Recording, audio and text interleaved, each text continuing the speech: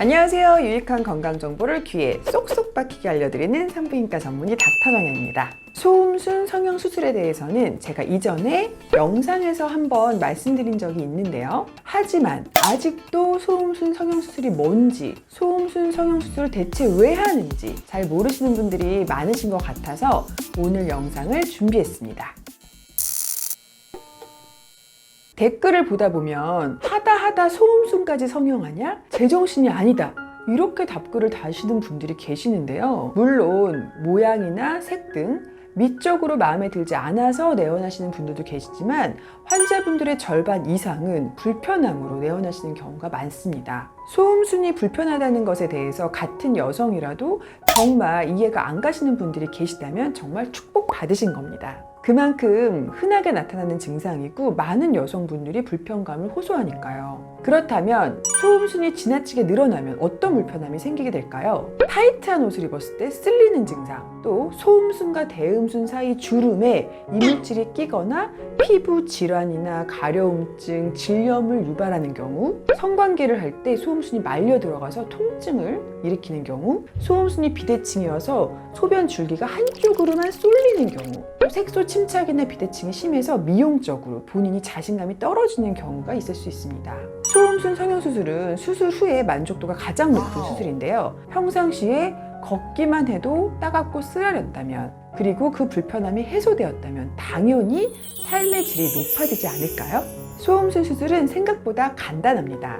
과하게 늘어났거나 비대칭인 소음순을 이쁘게 잘라내고 꼬매는 거죠. 레이저나 고주파를 사용하기 때문에 출혈과 통증이 거의 없고 회복이 빠르고요. 무엇보다 수술 후에 티가 나지 않는다는 점이 레이저 수술의 장점이라고 할 수가 있습니다. 수술은 보통 수면 마취하에 진행하게 되고요. 수술 당일 바로 귀가가 가능합니다. 수술 후에 봉합을 하는 실은 녹는 실을 사용해서 실밥을 뽑지 않아도 그대로 두면 녹아서 체외로 배출이 되지만 완벽한 미용적인 아름다움을 위해서는 5에서 7일 후에 실밥을 제거하기 위해서 내원하게 됩니다. 소음순 수술 후에는 당일에는 좀 쉬시는 게 좋고요. 다음 날부터는 원래 하던 일상생활은 가능합니다. 성관계를 하기까지는 2-3주 정도의 회복 기간이 필요하고 샤워는 다음 날부터 가능하지만 2주 정도는 물 안에 들어가는 것은 조심하는 것이 좋습니다. 소음순은 수술 후에 3개월이 지난 시점에 비로소 완벽한 모양을 유지하게 됩니다. 수술 후에 일주일 후에 실밥 제거를 위해서 내원하게 되고요. 수술 후에 2주 정도 후에는 수술 경과를 보기 위해서 내원하시게 됩니다.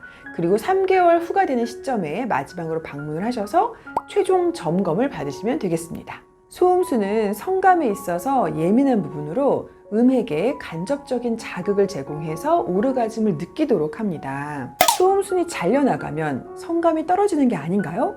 이렇게 물어보시는 분들이 많으신데요. 제가 상담해드렸던 소음순 수술 유경험자들은 오히려 소음순 성형수술 후에 성적으로 자신감이 생겨서인지 성감이 좋아졌다 하시는 분들이 많이 계셨습니다. 간단한 수술인 것 같지만 이상적인 소음순의 모양에 대한 의사의 디자인적인 감각, 수술 부위의 봉합 실력이 수술 결과에 큰 차이를 보이기 때문에 꼭 숙련된 산부인과 전문의와 함께 하시길 바랍니다.